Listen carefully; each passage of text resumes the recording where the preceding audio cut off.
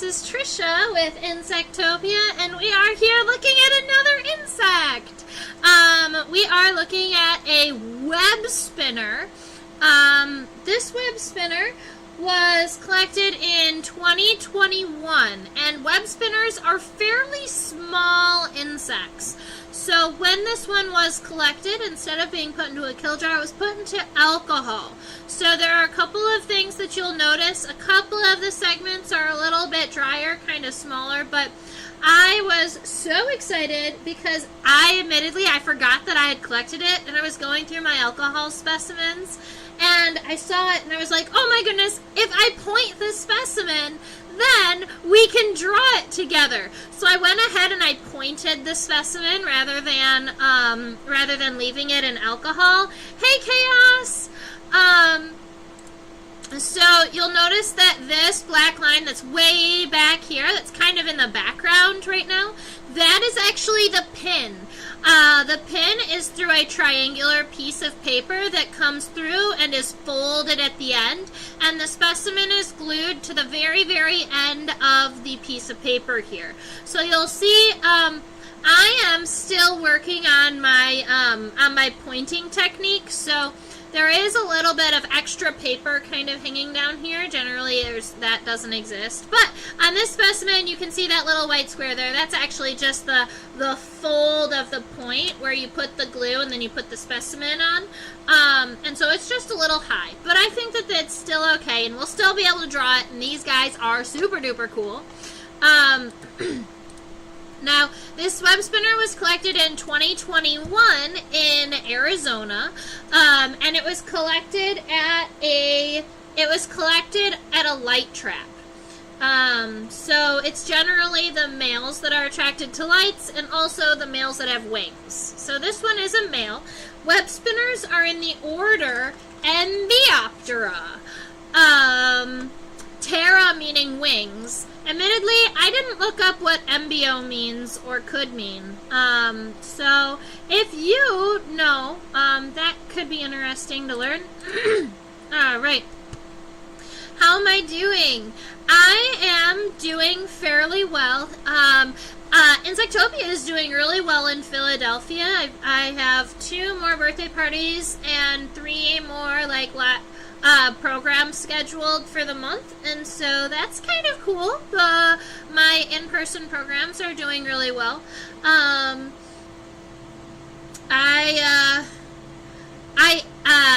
go ahead and start it off in the beginning because you've asked. I am going to be moving back to Michigan in November, probably in the beginning of November.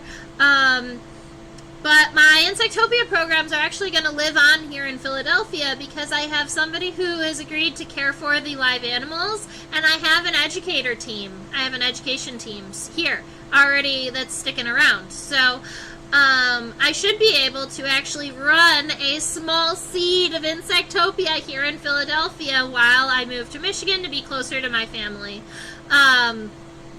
So that is all good things. I hope that you are doing well, Chaos.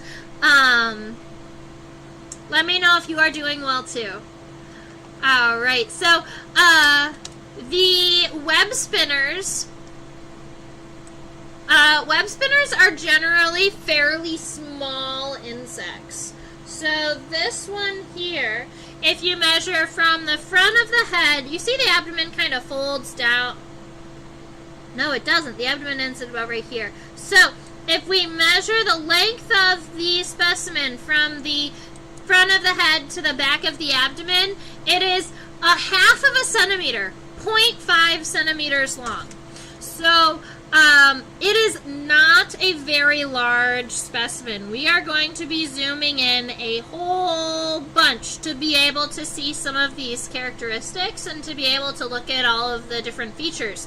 What that means is when we are looking at smaller specimens, the field of focus is going to be a little bit more narrow. It's going to be just a teeny bit more tricky to keep everything in focus all of the time. All right, so it's 0.5. It's a half of a centimeter long, and that's all to say that that we're going to do our best to keep it in focus, but here's what's kind of funny. This is as far zoomed out as we get, and a lot of times some of our specimens don't even fit under the microscope, and this web spinner is only about a third of the screen when we're zoomed all the way out. And this is where we have to be so that we can measure it. But now that we're done, I'm just going to go ahead and zoom in a little bit and get and change the focus so that we can see it just a little bit better and kind of start our sketching journey.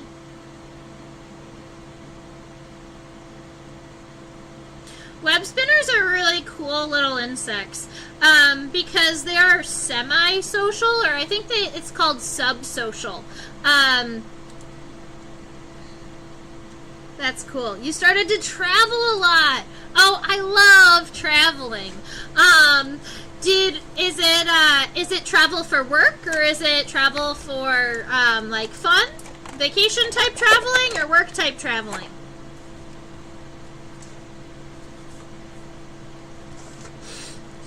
All right, let's see. I don't need this in my ear.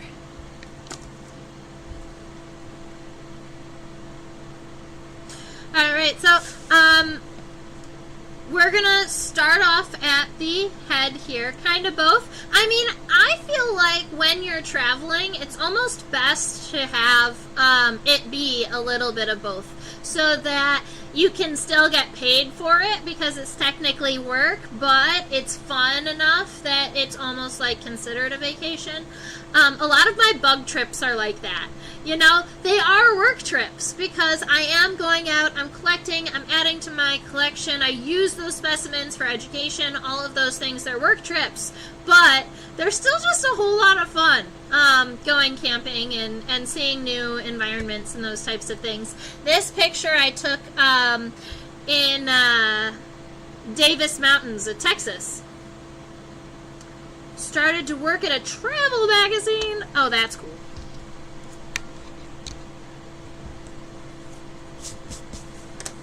That's very cool. So you are, didn't you used to work in a bakery? It's cool that you got, it's cool that you made like that jump in employment.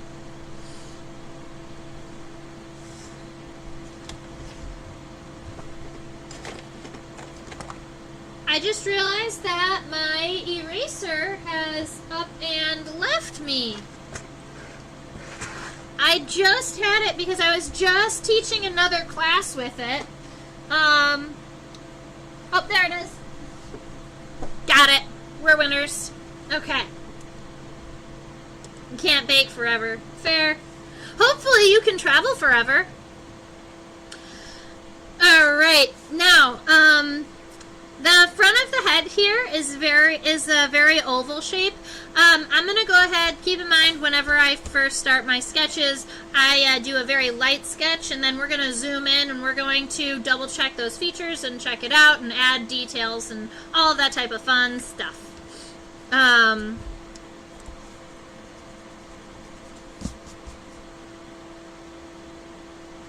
Cool. So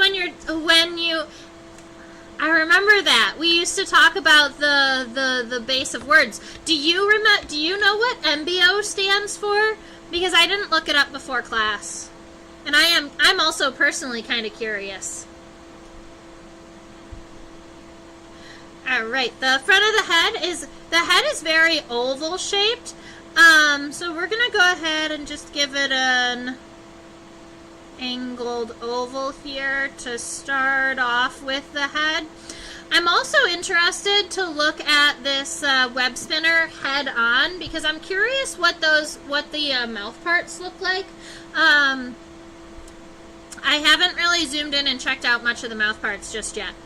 Also, I want to get, let's see, the head looks like it's connected to the thorax kind of up here on the top, and it's triangular shaped, so we're going to give it a little arch up here on the top. And this little diagonal line down here. Now, this is where the leg is going to be connected, so I'm actually going to give it kind of this upward arch, kind of where the leg is connected, because that's going to be, let's see, the coxa, and then the femur is going to come up, and then the tibia is going to come down. Now, the front leg is a really cool, has a really cool adaptation in web spinners. The first, they call it the basal tarsal segment, but it's the first tarsal segment of the foreleg, is expanded and has silk glands in it, and that's where they actually spin their silk from. And so we're going to look at what that looks like when we zoom in. That's going to be an exciting little piece of what we draw. The wings are super long here. They actually go longer than, it looks like they definitely go longer than the abdomen. So let's see, if this is our front leg, this is our middle leg, this is our hind leg. Yes, this is the abdomen that kind of folds down a little bit, but if you imagine it coming up, the wings are just slightly longer than that abdomen here. So right here, we are looking at our specimen from a very lateral point of view, but you can almost see more of the top at that wings. Tara's wings. Embryo is something related to life. Interesting. I knew Tara meant wings. I wasn't so sure about embryo. Thank you. I wonder where they get it from. So I'm going to come down a little bit from the edge, and this is going to be where I'm going to connect my wing here.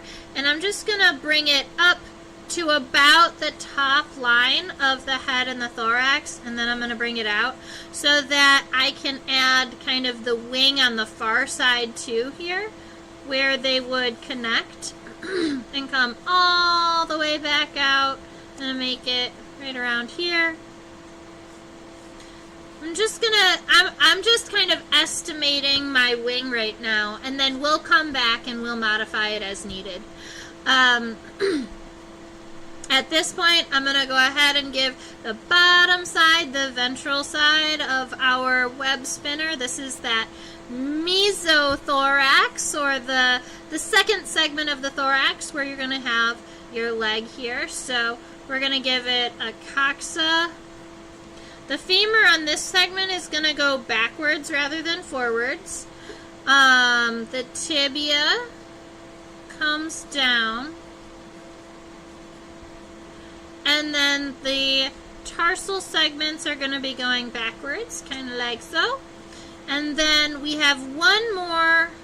We have the hind leg here. I think I pushed the leg too far back.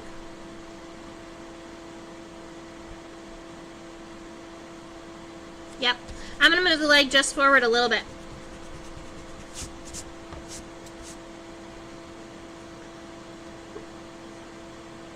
Very cool. And so, what are some highlights of your travels? Some of my favorite places I've traveled here in the United States have been the American Southwest. I absolutely love, obviously I love Arizona, I go there every year, but I also love, one of my favorite campgrounds is Angel Peak Scenic Area in New Mexico.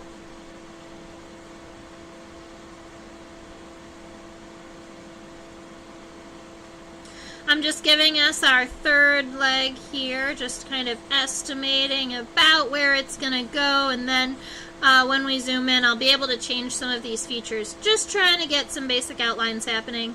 And then after this hind leg here, we have an abdomen that's fairly long, and I think what's gonna have to happen is I'm gonna have to make these wings just a smidge longer.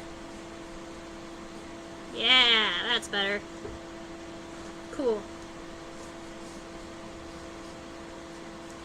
So that gives us a basic outline of our specimen. It gets some graphite on the paper. It makes sure that we know kind of where we're going. And honestly, I love just getting a base sketch in first so that so that it's not a blank piece of paper that I'm staring at. All right. Let's check out the head.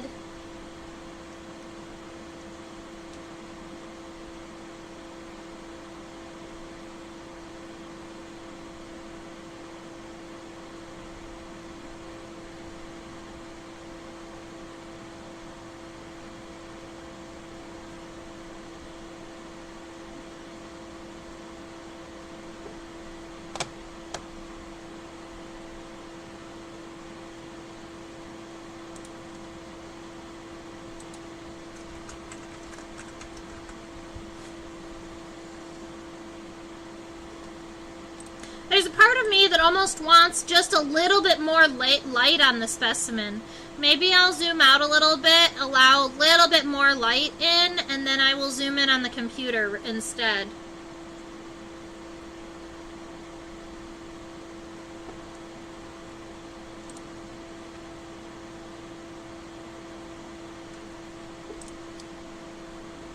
Cool.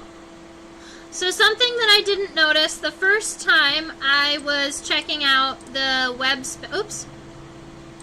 the first time that I was checking out the Webspinner was that the compound eye seems to be reniform. It's kidney bean shaped and it wraps itself around the base of the antenna.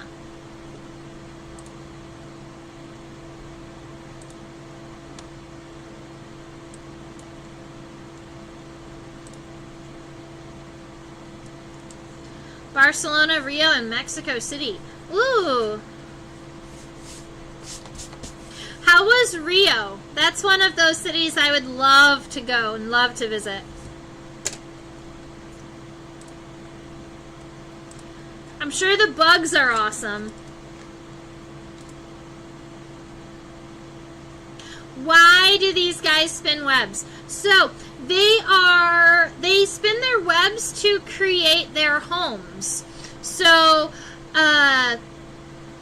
they make these little tunnel homes. Actually, I think there we are. This is what their homes look like.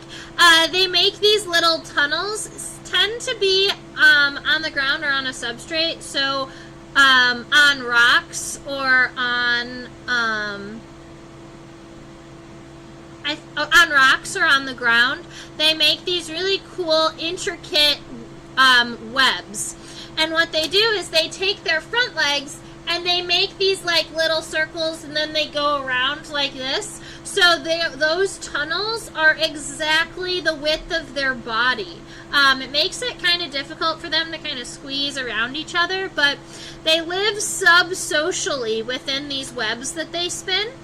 And it's generally the females. So the females are going to lay eggs. They care for the eggs and they care for the nymphs. The adult females, when they are laying their eggs and when they're kind of protecting or guarding their eggs, the females will become aggressive towards one another. They're like, no, this is my egg, this is my space, I'm caring for it. But once the egg hatches and it's a nymph, they care for each other's babies. So I find that kind of interesting. They are aggressive towards each other when they are during like the mating process and when they're actually laying the eggs. But then once the eggs hatch, they become nice to each other again. And they feed each other's babies. There are parasitoids that attack the web spinner, and so there are thought processes that people think that it might be possible that they're become a little bit more aggressive, not to really protect it from each other, but because they have to be a little more aggressive to protect their eggs from the egg parasitoids. So that's kind of nifty. I believe they are detritivores.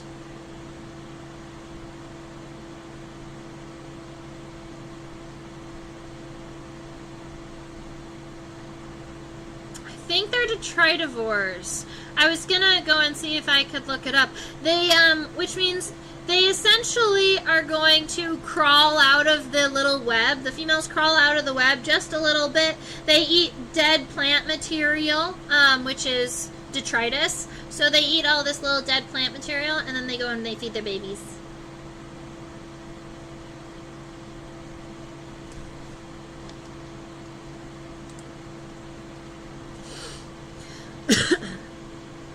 All right, so her compound. I'm gonna actually start with where the antenna is. I'm gonna say the antennal socket is closer up here to the front of the head. So that's gonna be where our antenna is gonna come out. You are quite busy, huh? You're streaming this late? Yeah, I normally stream at 10 p.m. Eastern Standard Time, EST, on Thursdays. That's just what I've been doing for, I guess now almost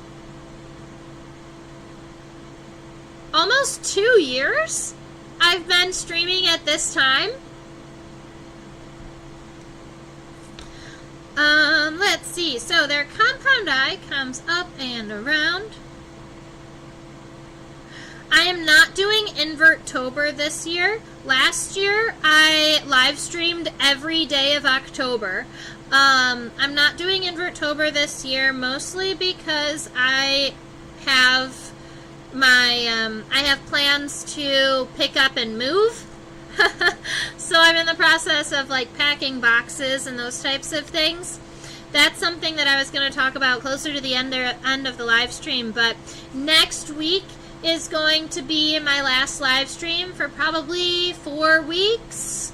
4 weeks is going to be the longest amount of time that I've been away from live streaming since I started live streaming.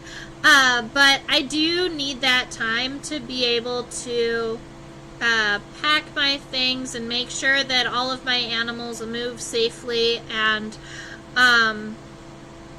all types of, different things. So, all right, this head is fairly oval here, so that's kind of cool. I'm just going to wrap that head around. Up closer to the front, though, it's not as round. I'm going to go ahead and make it more angulate, kind of bend it down towards, make it a little bit more angulate, and then I'll be adding the mouth parts in here too. Right here is where that first antennal segment is.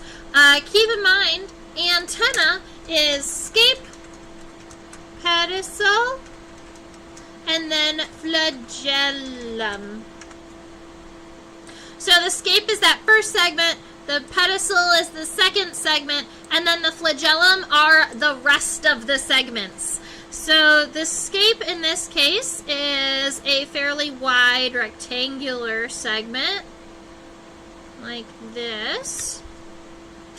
And then that next segment, the pedicel, is fairly short, but it's going to go over the head right around here. So I'm going to erase that line ahead of time. The pedicel is right here.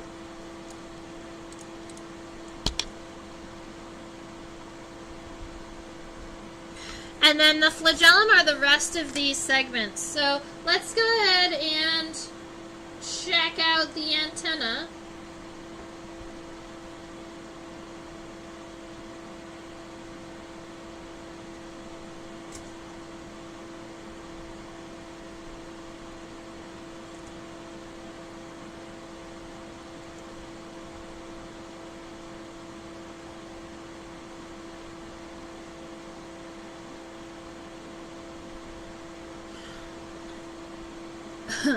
Alright, so this is what the flagellum looks like.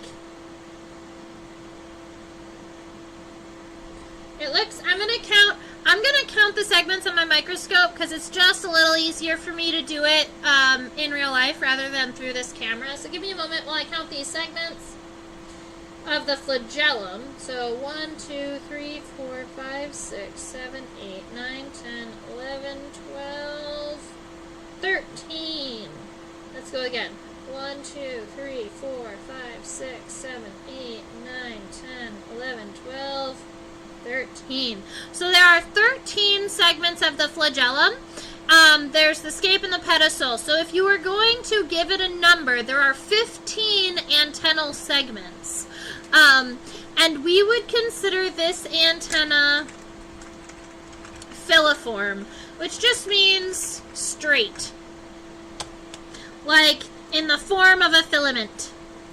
Now, if I was to zoom out, I'm curious. It looks like our antennae are about long enough to go to right about, if we were to bend them up and over the body, about to where the second leg is based. So that's what I'm going to do instead of making the antenna go forward, because I might run out of room this way. I'm going to kind of fold the antenna up over the body here.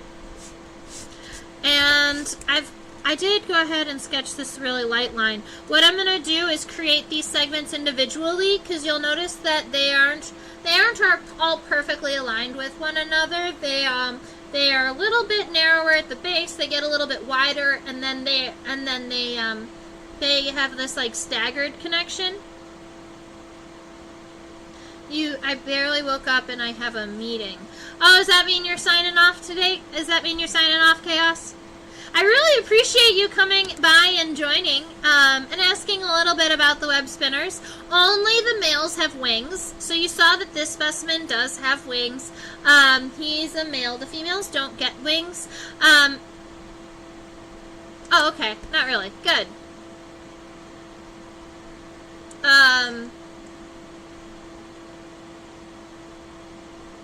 Gonna lurk. Sounds like a plan. Feel free to drop by and ask any questions that you have about them. They are their own order of insect, which I think is pretty cool. It's a fairly small minor order. I checked on iNaturalist before I came over here, and there are 4 species in the Arizona region of web spinners, and iNaturalist lists 3 of them as being invasive. I'm not sure if that is the case, if they're actually invasive or if they're just non-native. iNaturalist gets those mixed up a lot.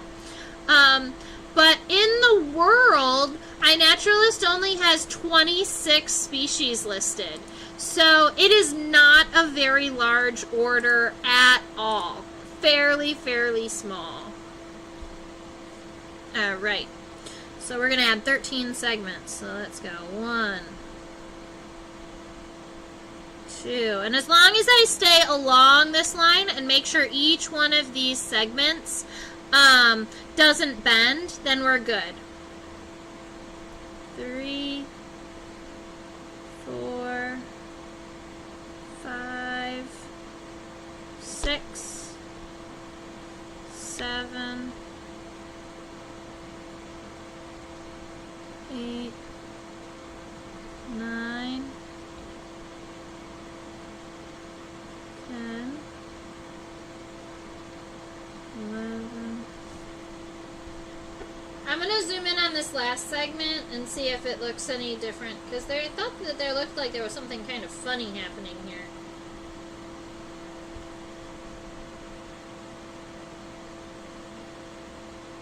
There's just a lot of hair on the end of the last segment.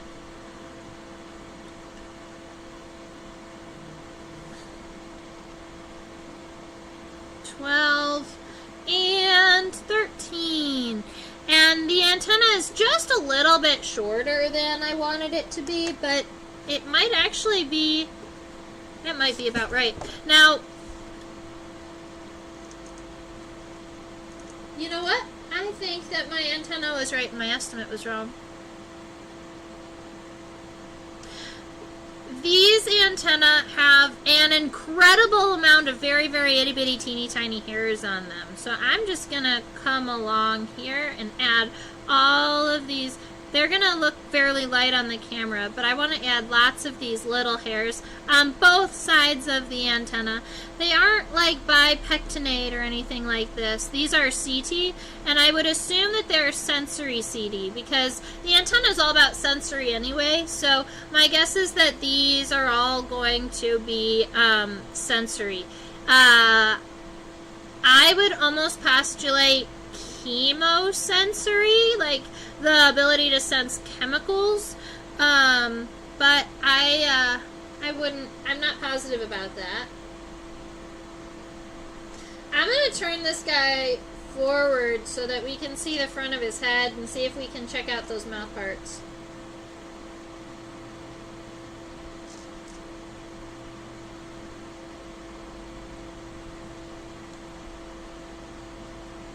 Okay.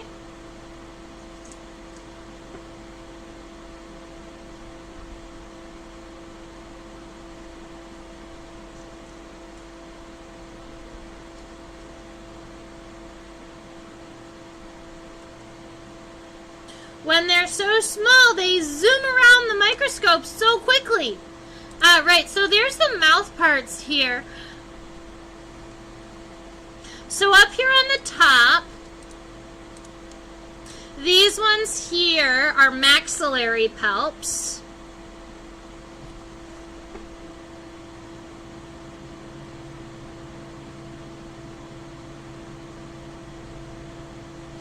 There aren't any, I can see up here on the top of the head, there aren't any ocelli if you were curious about that. And I'm not seeing the chewing mouth parts, although I do know, like the mandibles.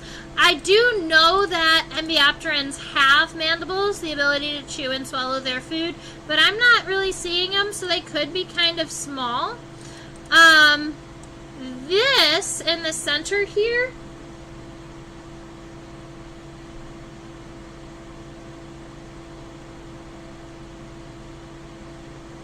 I'm honestly not sure.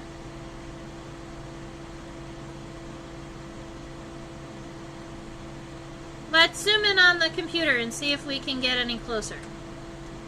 I think they're labial palps. So if we look right, you see how, let's see, I'll show you. You see how this looks like it's connected to the head, and it comes out and then it bends at a 90-degree angle, and then this one kind of comes out and bends. Those look like palps that are coming off of the bottom jaw.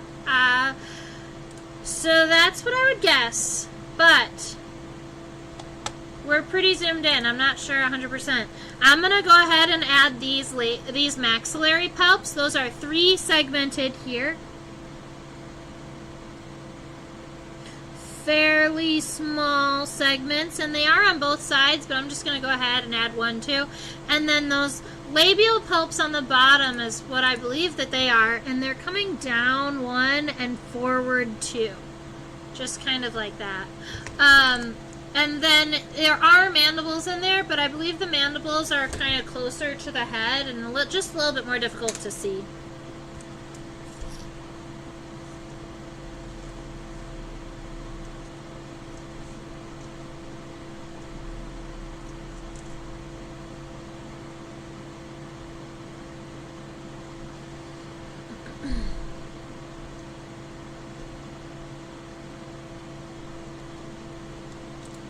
I just wanted to check out this compound eye one more time because I am adding some of these segments in, and I was curious about their design. So we've got that taken care of. Let's go ahead and scooch on back. Ooh. Let's scooch on back to the pronotum.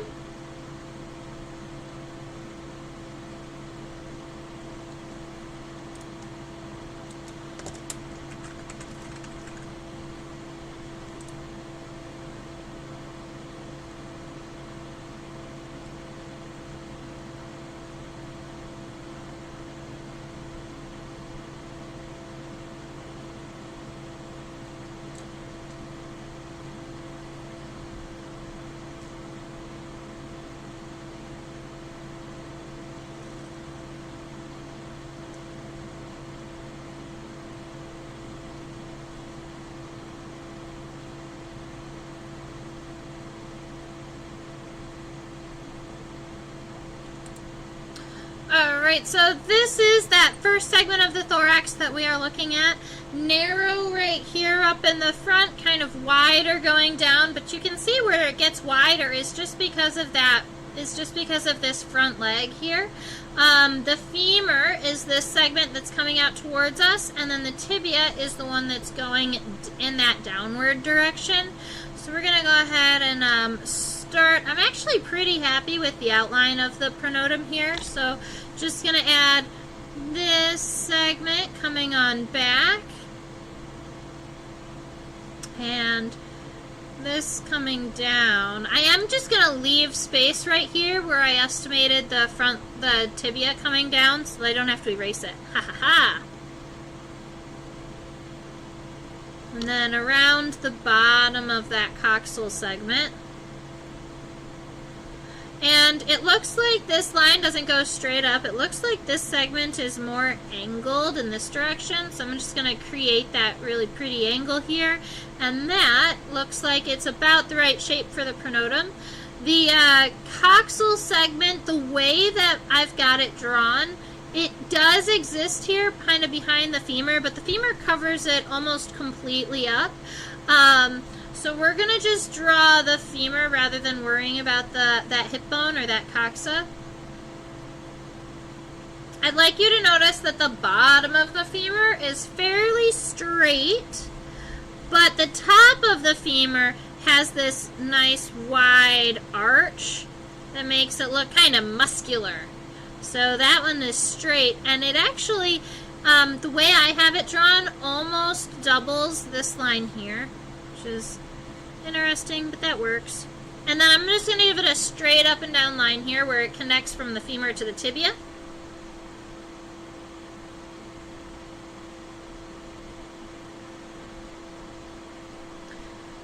The tibia is narrow at the top and just a little bit wider at the base.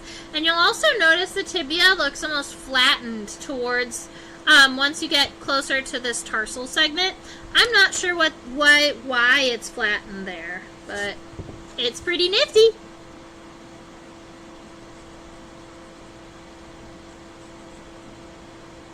So fairly narrow, gets a little bit wider. I think I almost made mine a little bit too wide at the end, so I'm gonna narrow that back down just a little bit. Yeah.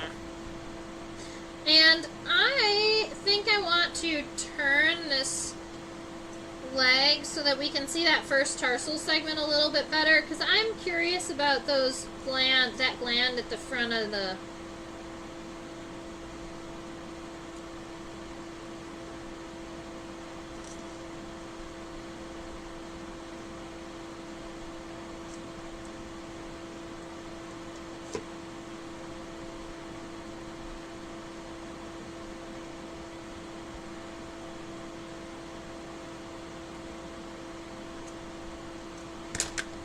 I'll zoom the camera out so you can see what I'm seeing a little bit better first, and then I'll zoom back in.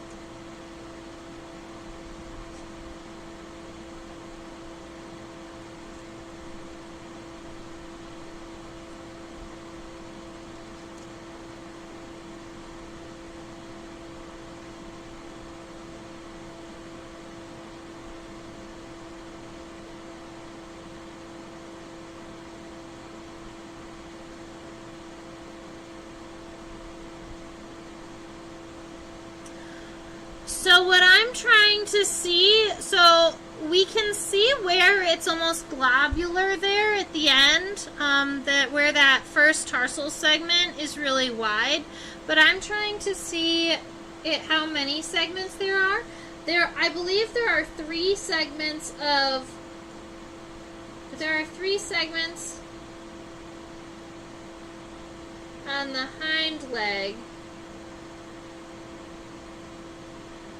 And I believe that's what it is on the foreleg too. I believe it's 3 segments.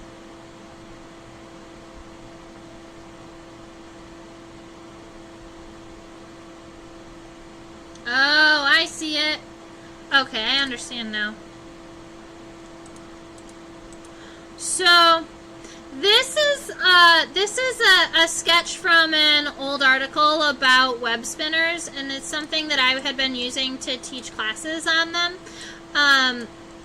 And if you look at this front pair of legs, this first tarsal segment is very, very large. It's super duper expanded. And then the last two segments of the tarsal claws are itty bitty teeny tiny. And you can see that on both. This is the subadult male, and I believe, yep, this is the female here without any wings. And all of them, the females and the males, no matter if they're living actually in the colonies or not, have these silk glands on their front legs, which is something I've always thought was kind of cool, because pretty much only the females live in the homes. The males, once they become adult, they start flying around and they go mating and stuff, and they don't really live within the webs as much. They just go on mating flights and fly around and stuff. But with our specimen here, this expanded tarsal segment is here, and then 2 and 3 are wrapped underneath, which is why I was having a hard time seeing them.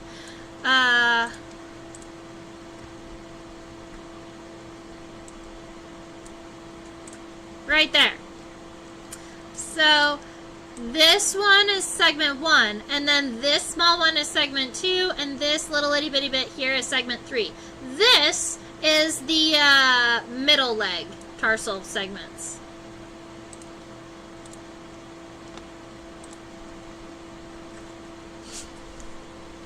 Alright, so we've got the tibia.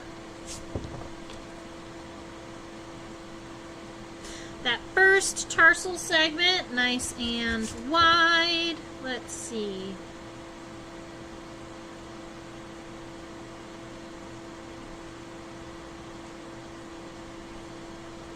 I don't want to make it too pronounced because I think that you may have noticed that the oops, wrong one. Wrong one.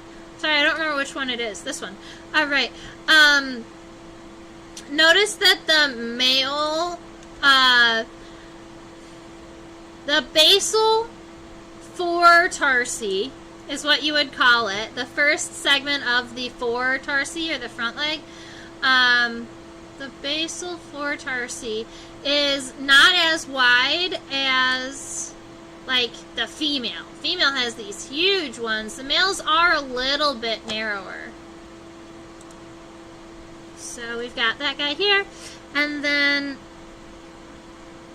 2 and 3 with the claws at the end. And he goes around spinning silk from his front legs.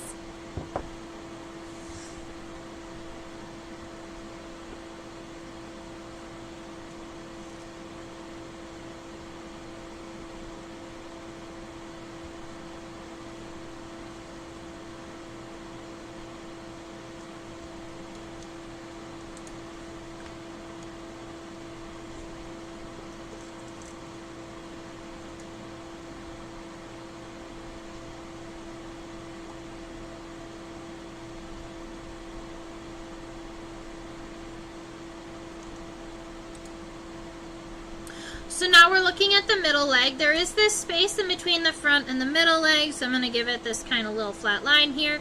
The coxal segment is this hip bone way back there in the base. It does come down just a little bit. It's not even with the body. So here, instead of just kind of going straight across, I am going to go down just a little bit to add that coxal segment here. The trochanter, you can actually see in this one, it's this little bitty teeny tiny triangle right here in between the coccyx and the femur. It exists right here. It's very, very light. That segment, I actually probably could just go whoop and zoom in on it a little bit. That's a lot of it. There we go. Right there. That little triangle guy right there that's lighter than everybody else, that's the trochanter. But when we put the leg going in a backwards orientation, we aren't going to be able to see the trochanter. So we've got this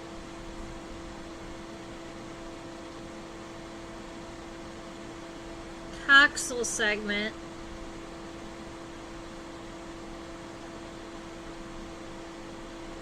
And then the femur.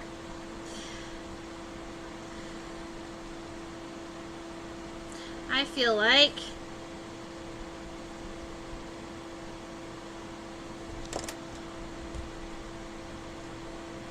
the femur is also on top of the coxa, just like on the front leg. Sorry, it took me a minute to like re-visualize this. I wanted to make sure that it did go down a little bit because that's how the coxa is going to make it go down, but the femur is layered on top of it. So we're going to make an arch coming up, nice and strong, a little bit more flat on the bottom, coming up kind of as so.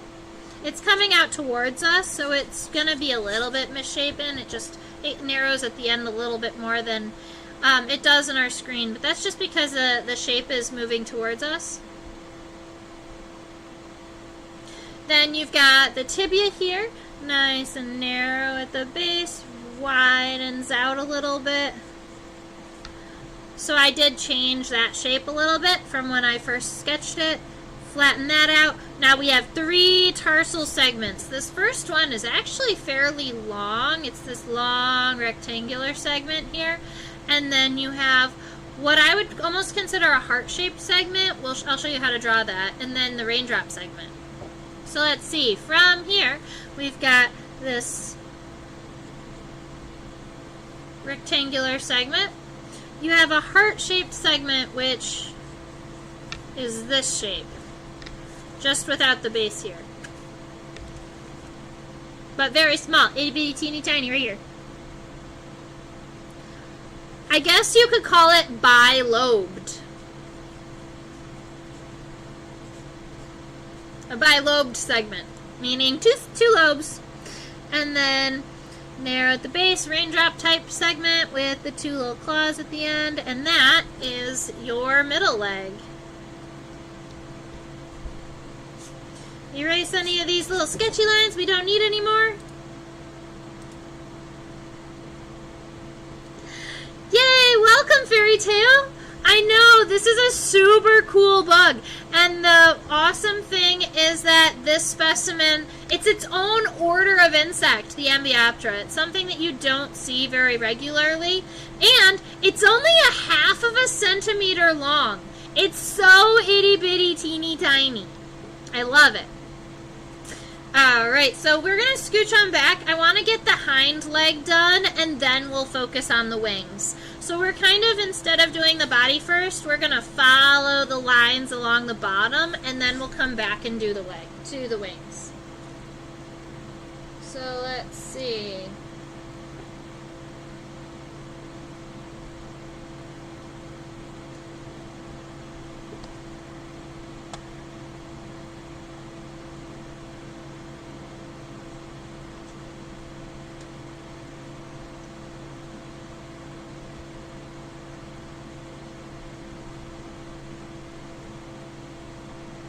Once it's perfect, I always seem to be able to bump it just a little bit, just enough to get it out of the way. So something that I do want to just kind of point out really quick is that there is more separation in between the middle leg and the hind leg than there is between the front and the middle leg. So along the bottom side here, make sure that the ventral of your insect is a little bit higher because that coxa did come down a little bit, but then also make sure that this space here is narrower than the space in between your front and your hind leg. So we're going to give it just a little bit more space before we add here. The hind leg on this side does look a little bit crinkly, I will admit.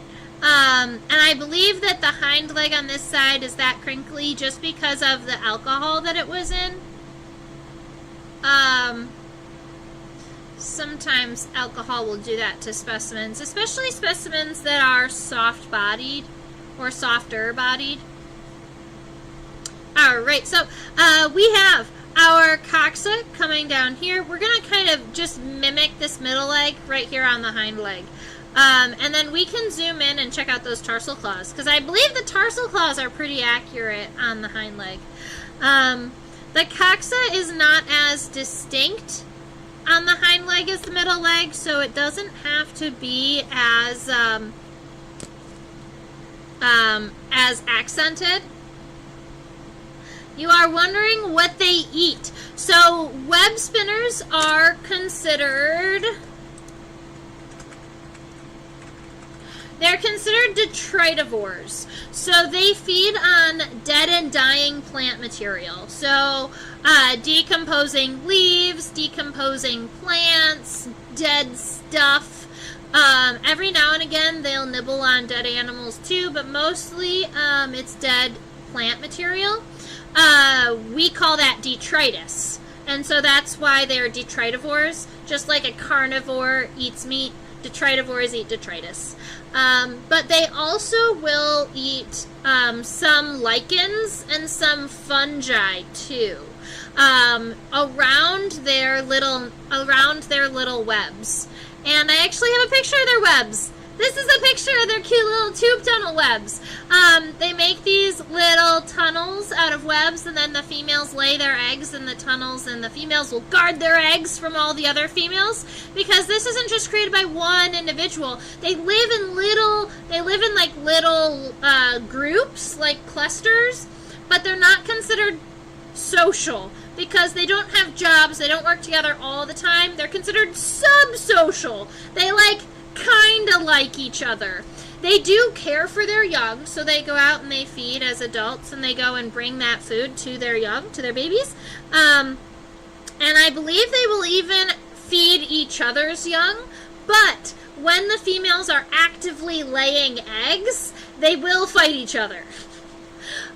Don't get close to their eggs, they get defensive. But once the eggs are hatched and they're carrying, they actually work together. The males, this one is a male, it has wings. The females actually don't have wings at all. And the females pretty much stay in their homes the entire time, whereas the males travel around and go on mating flights and look for ladies.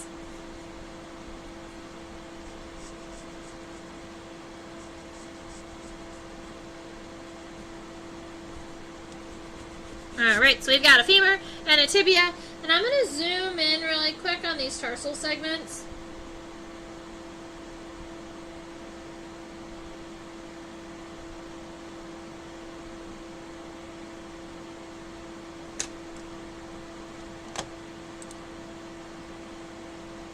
Because the leg is a little crazy-like, and I was hoping to see it. Almost looks like there are only 2 segments on the tarsi of the hind leg. I'm going to see if that's the same in this image here. Nope, there are 3 in this picture.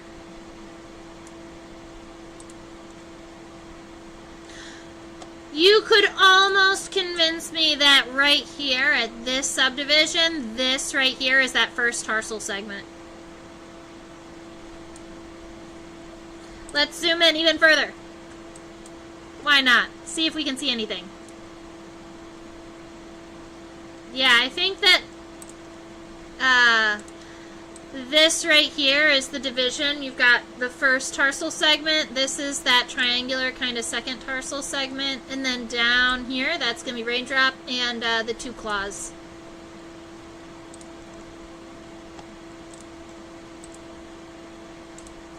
You thought only spiders used webs. Yeah! And so, they use webs too, and we call it silk. There are actually a good number of insects that use silk, but these ones are unique in that they spin the silk from their 4 tarsal segments. So right here, this is this first tarsal segment on the front leg. They spin silk with their front legs. They do this, and they make these little circles, and they go all the way around. They kind of reach around their body while they're spinning. And so their tunnels get longer and longer as they need food. So they'll kind of do this, and then they go just outside of their little tube, and they eat the little bit of plants bugs and things that they've reached, and then once they've eaten all of the stuff right there at the edge, they make the tube longer. So they are always kind of, they create these tubes that are the size of them, that are itty-bitty, narrow, just like they are, and they use them kind of as almost as protection. They're always within it. Other insects that use silk, like webs, would be like caterpillars. Think of like a silk moth. The caterpillars will actually use their silk glands to create their cocoons. So that's another insect that uses silk. There are aquatic insects that use silk to literally glue themselves to rocks so that they don't get swept away in the current. That would be things like, I believe, black fly larvae use silk. And that silk comes out of the end of their abdomen, just like a spider, but not spinnerets.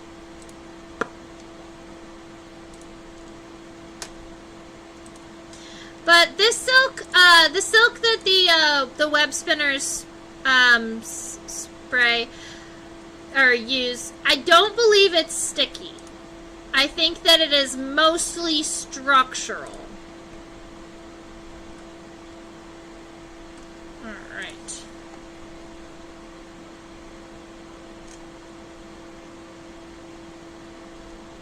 So I'm only a little bit sad that I can't see the abdomen because the wings are in the way. I'm going to see if we flip the specimen over, if we can see any more characteristics on the abdomen.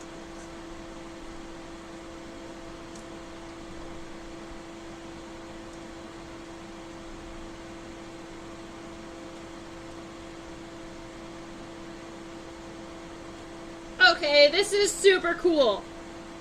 Alright, let's, I'm going to get a better, now that I know what I'm looking for, I'm going to get a better angle for you.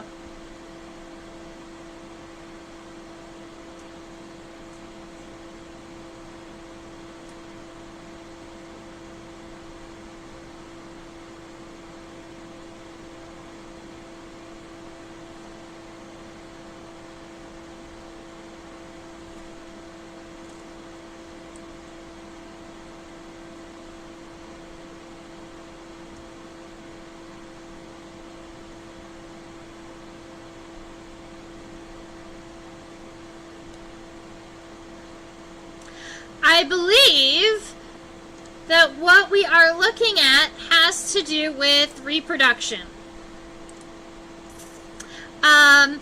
There are two of them back here. This is a male. Only the males have wings. The females don't have wings. They don't need to fly. They're not traveling to find anybody. The males are the ones that need to travel to find the ladies.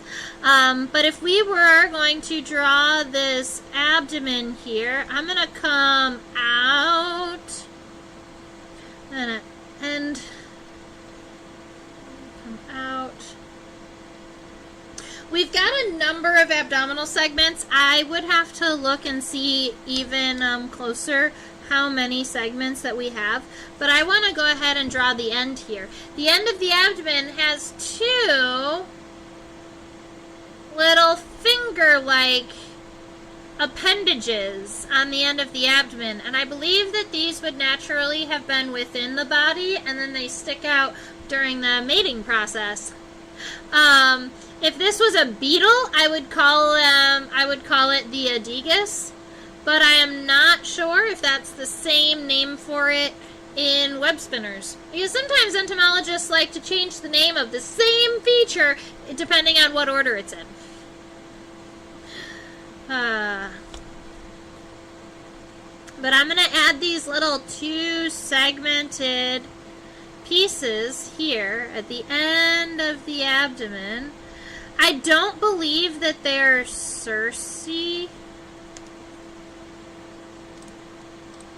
Oh, look! It's on this drawing, too. Okay. And then let's check. They are Circe. Okay. maybe they're not reproductive. These are sensory. So this image is the adult male, an immature male, and then an adult female. Just so that I've been using them as references too, just because the specimen is so tiny. So kind of going back and forth a little bit. Those are cerci. Spelled this way, C-E-R-C-I. They're sensory organs, and that's why they are absolutely covered in these little hairs.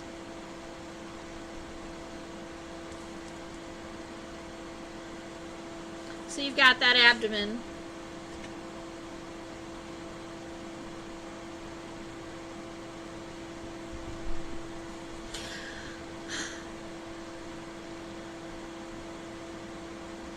I think that for me it's going to be too difficult to count these abdominal segments, but I know that they exist.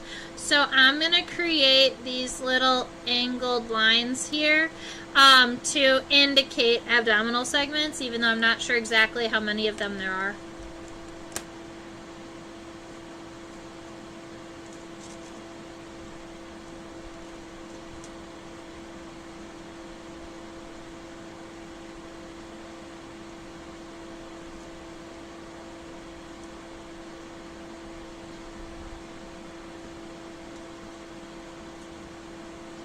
The wings are a little wrinkly, but I do like how they kind of come up to a triangle here. You can see both of where the wings connect up here in the front. So we're going to give it the bottom and the front. This one crosses over, and then you've got the one that's on this side crossing that way. So you've got these kind of triangle, you got this triangle here at the top.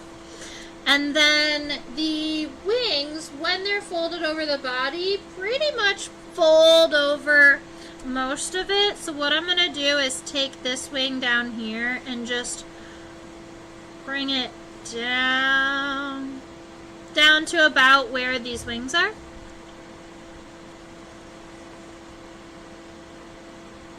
There isn't a lot of, where do these insects live? This specimen was collected in Arizona. I don't think that we have any in Pennsylvania, which is where I am right here. But let me go ahead and look at a distribution across the United States to see about where exactly they can be found here in the U.S. I believe they're generally found along the edges of countries, like on the coasts, close to water. But let me check a map out and see. Yeah, so mostly coasts. Here in the United States, they are California, Nevada, Arizona, New Mexico, Texas, Florida. I guess a couple have been photographed close to the Great Lakes, but that's not very common. Let me check this one out. Yeah, and then sometimes all the way up into Washington, but still along the coast. They're very much a coastal type creature. They're so cool. I also love, if you are going and like looking at them, I always suggest go ahead and look at the females too. I think the females are kind of nifty. Yeah, so pretty much just along the coasts. But they can also be found on the coasts of Hawaii. They can be found in Hawaii too. Let's see. Cool. Awesome. So the wing venation on this guy is going to be really, really tricky to see. But if we want to look at the wing venation of the previously done sketch, this is a sketch from an article. The interesting thing is that I don't think that he actually drew the wing venations. So this white space are not the veins. The veins are in between those spaces. So I think that what he was drawing were the folds on the wings. But you can see right here, this is the costa, the strongest vein in the wing, up here in the front. When it folds over the body, that would be along here. So you can go ahead and add the costa, nice and dark, that runs along the edge here. And then we've got a number of veins that kind of come out and then they split and then they split again, but there aren't a lot of cells. So that's what I'm going to do, just kind of create the illusion, or like the to make it look texturally correct. Long longitudinal veins. They kind of remind you of flying ants. I could almost see that. I can see that. There are a couple of differences. Oh no, my front camera paused. Cameras always seem to pause at the most unfortunate times. We're just gonna do that. I promise I'm still here. When my camera decides to wake up, I will turn it back on.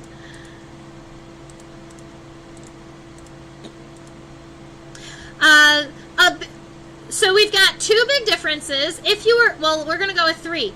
We've got three big differences. I can totally see where they would remind you of a flying ant. And I think that these insects are probably are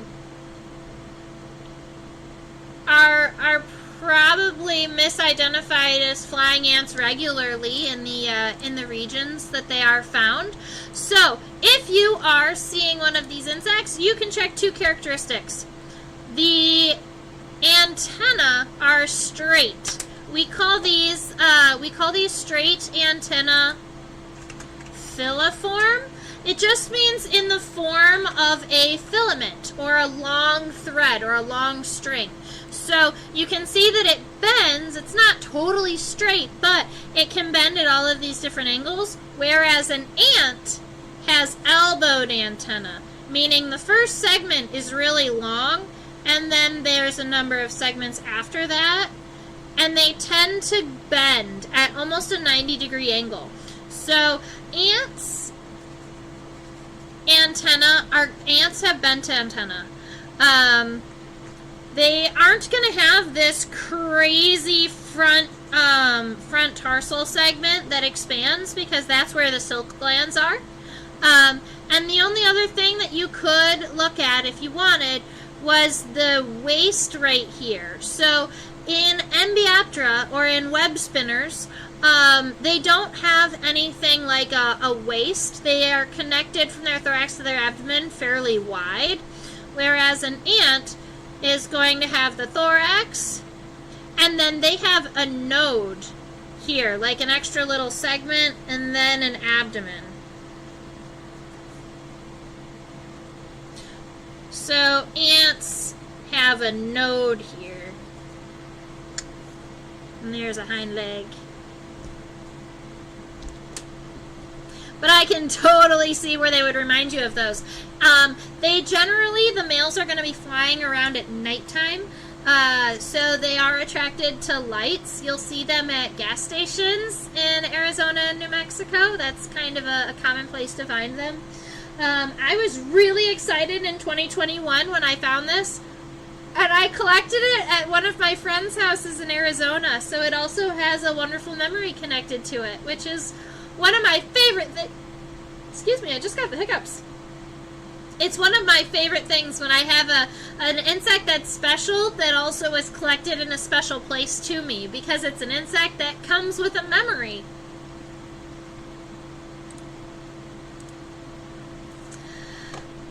So that is a web spinner, or Embioptera. That's the scientific name for the order, for the group that this insect can be found in. And pretty much all Embiopterans have very similar body features. They all look very similar. I'm not sure what the distinguishing features are going to be in between species. I didn't dive in that far. I do know that the most common species of webspinner here in the U.S. and over in Arizona, where this one was collected, is, I believe it's called the black webspinner. Yeah, the black webspinner is going to be the most commonly identified or the most commonly seen. And I would almost argue that this one is the black webspinner just because that's going to be, because that's the most common. And when I was looking up how to identify the black webspinner versus everybody else, it seems that everybody else can have like areas of reddish brown tints and hues, but this one is kind of mostly all black. You found this tiny dude yourself. Yeah! All of the insects that we look at underneath my microscope were collected by me. I have traveled to 38 states. I've traveled to and collected in 38 states here in the U.S., and it's one of my absolute favorite things to do is to get out in my car and just drive around the country and collect bugs. This year I made it out to California. I've got some really cool insects from California. I made it out to Arizona and all around Pennsylvania and New Jersey. I've spent a lot of time collecting in just like my hometown, my home regions. I don't think I've even collected in Michigan yet. Although I had some family members, sometimes every now and again, I do have a family member send me an insect or two. And so I do have some insects that were collected in Michigan this year, even though I didn't get there. Yeah, so it's like my favorite pastime is just traveling around and collecting. And I will admit, let's see.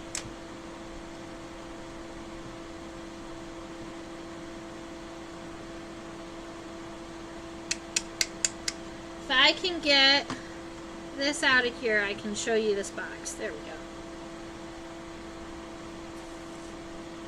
So,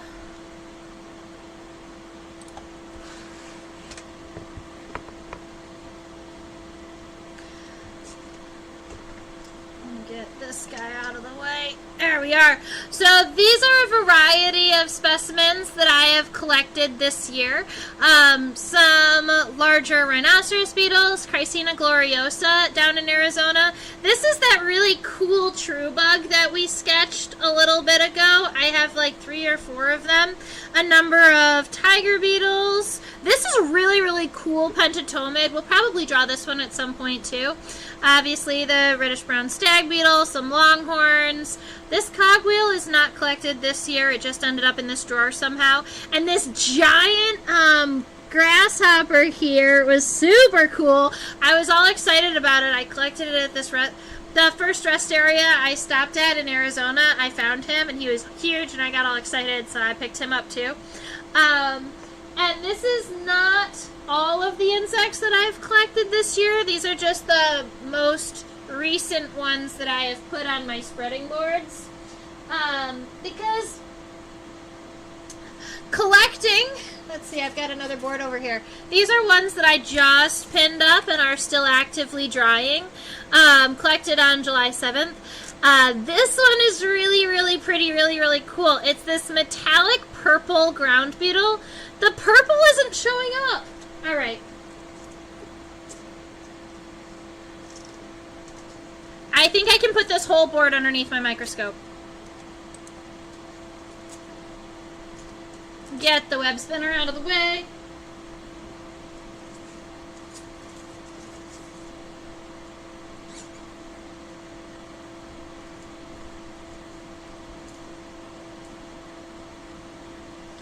Wow. Okay, so I haven't even looked at this, I haven't even looked at this crabid, this ground beetle, underneath the microscope yet. And so I just thought it was metallic purple, but it is my favorite. Like, I hope to have a car that's this color one day. This, like, metallic blue and purple. It's a carabidy or a ground beetle. There's a huge variety of ground beetles out there. Essentially, if you flip over a rock and you see a black beetle with orange legs or a metallic green, blue, or purple beetle and it runs really fast, it's probably a ground beetle. But look at this. It's so pretty! So obviously I can't move it just yet because it's still in the process of drying, and if I move it, then I might then it might move its legs and shift and stuff in the process. But it's definitely one we're going to be looking at some point. Maybe even next week. It should be dry by next week.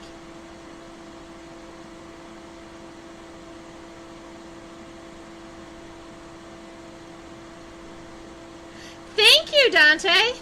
I appreciate that. Those mandibles, man. So ground beetles are known for being predatory, so they've got fairly nice big mandibles. And then there are a variety of... oh, this one's also a ground beetle. This one, instead of it being the metallic blue-purple, is going to be the metallic red-green ground beetles.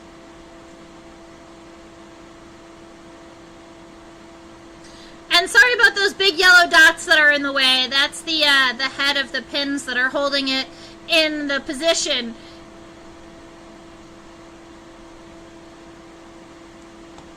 Yeah, but I have 6 drawers in my collection right here. And it's only ever expanding. And so this is why I love to do this with you, because I not only... it not only like motivates me to pull my specimens out and look at them and learn about them as I'm pinning and spreading, but it also like helps me and motivates me to continue adding to my collection, because it's like, oh man, need to find more specimens so that we can have more cool things to draw. Thank you guys for being here and staying active and hanging out with me and drawing bugs and talking about bugs. It's like my favorite thing on the planet to do. So, this makes me very happy. Now, I do want to just go ahead and give everybody the, oh yeah, and death's heads. Some,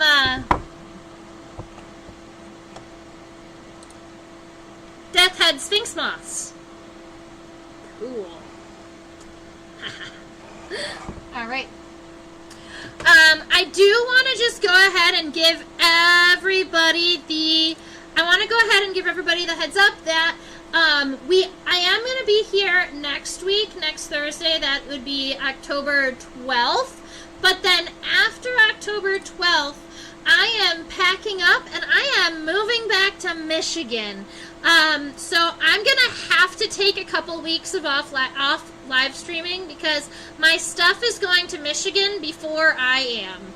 So, I'm not going to be able to live stream. So we'll go next week, which is October 12th.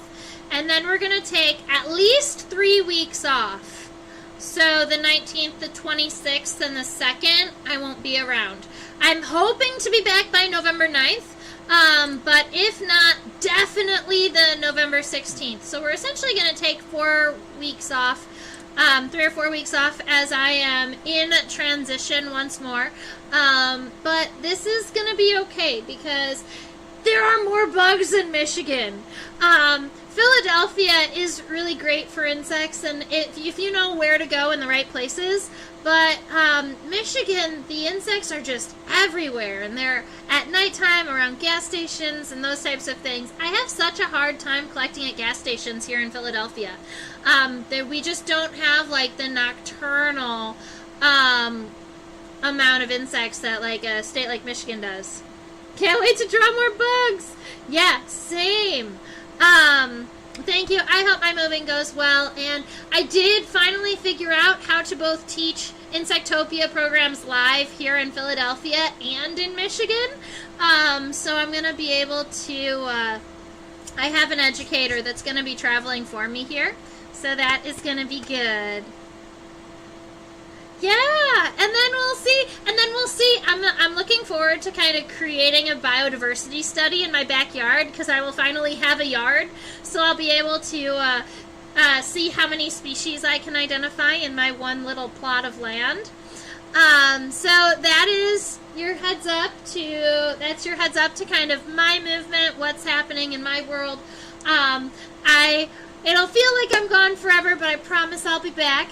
I teach on a bunch of different platforms too. So I teach on this platform called OutSchool. So if you know anybody who is of school age, 9 to 12, 5 to 8, 9 to 12, and then high schoolers, I teach insect studies. In my junior bug club today, we talked about this wasp called the ensign wasp. Oh, it's not very good. Here. I'll show you a little bit. We talked about the ensign wasp, which is this like cool parasitoid wasp that that feeds on cockroach ootheca's egg cases. And they pupate inside of the egg case and then emerge as this really cool looking wasp with this crazy thin wasp waist that's actually called a petiole, just like the stem of a leaf is called a petiole. And so this was a really quick class I did. All my classes for students are about 30 minutes, and we just go over and we talk about the wasp or whatever insect. We have a new insect every week. It's something I do with the younger kids. So if that's something, if you know any naturalists or anyone interested in the buggy world, you can go and check that out. I do have a little like code in the description box. So if you want to take, if you have somebody who wants to take the class, you can use the little code and it'll give you $20 to take the class for free. Actually, $20 will get you 2 weeks. So they can try it out, see what they think. $10 a week. Up there is a little logo that is just to remind you to subscribe to my channel. Thank you, Chaos and Fairy Tales and Dante, for subscribing. I know you subscribe because you're chatting with me, and only my subscribers can chat in our chat box when we are live. So feel free. Oh, the jungle nymphs are so cool. Love that. The Malaysian jungle nymphs. And they have their eggs take something like 15 months to hatch. Almost like a year and a half to hatch. And I always thought that was so long for those little guys. Actually, today in my older kids, we talked about walking sticks, but we focused on, we talked about the life cycle, and then we discussed the spiny stick insect in Australia.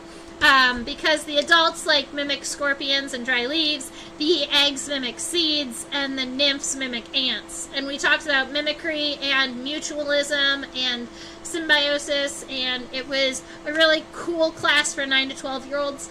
I actually have a whiteboard video that is about the spiny stick insects and their life cycle and how it's so intermingled with ants, which is cool. Super, super cool. So, there you go with that. This little QR code down here is just like a heads up. If you would like to donate to Insectopia, if you've really enjoyed the class today, if you've learned something, if you want to buy me a coffee so that I can stay awake and teach more classes, feel free to donate to Insectopia. Even a couple dollars really, really helps me and helps support me and keeps me motivated into continuing to do things like this and interacting with you and all of those things. And it helps me buy more pins so that I can continue pinning insects. My tags on Facebook and Instagram are at Insectopia 2015. I will admit I am not the best at posting. I have tried a couple of times to get better. We're going to see if my move to Michigan, when I don't have another full-time job, I'm going to really try and dig in deep and focus on this stuff, that hopefully I'll be able to post more content on social media and the like. If you have been drawing along with me and you want to share your drawing, you can always email me a picture at trisha@theinsectopia.com. I just love to see everybody's drawing and the art that is inspired by our talks here. And all of the pictures in the background that you ever see are pictures that I've taken from places that I've traveled. This was a really cool trip, and it makes me smile every time I see it. This is a salt flat in Arizona, and I went to this salt flat with a tiger beetle specialist. And we walked around, because you'll see all this sand in the water. This is like perfect environment for tiger beetles because of the way that the immatures live in the sand. They need to be on like moist-ish sand so that the tunnels don't collapse on them, or at least kind of harder sand, either moist or hard. So they need to be in like structurally stable sand, I guess. And so this is a great environment for tiger beetles. And I think we collected like 3 or 4 different species just here around this salt flat. And then we went to a couple of different tiger beetle spots. There are at least two species of tiger beetles that are endemic to Arizona, meaning it's the only place that you can find them, and it's like endemic to this very one small specific spot. Like you can find the species right here, but they can't be found anywhere else in the world. And we got to see some of those too. I do believe I collected 2 of that species, but I no longer have that one in my collection, so I'm going to have to go back out and redo it. That's all. Right, so thank you so much for hanging out with me, chatting bugs. I hope you've had a great time. Next week we're going to draw the purple carabid. That's what we're going to do. I've decided I like choosing what insect we're going to do next week in the previous week. And I think that purple carabid is going to be really, really freaking cool. So we're going to draw that one next week. And that'll be the last one until I come back and I'm in Michigan and I'll tell you how the move was. Have a wonderful rest of your week, and